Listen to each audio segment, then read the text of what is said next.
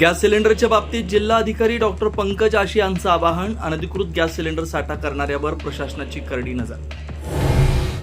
बाचणी इथं अफूची बेकायदा लागवड उघड. 1,18,000चा मुद्देमाल जप्त. एकाला अटक.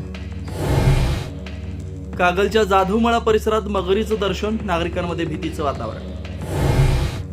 गॅस टंचाईच्या विरोधात विरोधी पक्ष आक्रमक. मुंबईमध्ये मंत्रालयाच्या पायऱ्यांवरती घोषणाबाजी.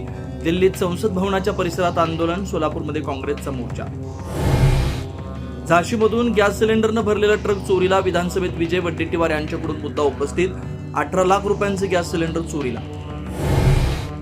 IRCTCच्या किचनमध्ये व्यावसायिक सिलेंडरचा तुटवडा. खाद्यपदार्थ सेवा स्थगित करण्याच्या सूचना. तर प्रवाशांना कोणताही त्रास होणार नाही. IRCTCचं स्पष्टीकरण.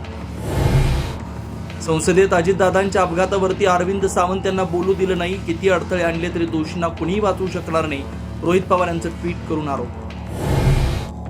अजित पवार यांचं नाव आणि प्रतिमा वापरायला कुटुंबाची परवानगी अनिवार्य. महाराष्ट्र धर्मादाय आयुक्तांनी जारी केले आदेश. उपमुख्यमंत्री सुनेत्रा पवार यांच्या विनंती पत्रानंतर धर्मादाय आयुक्तांचे आदेश जारी.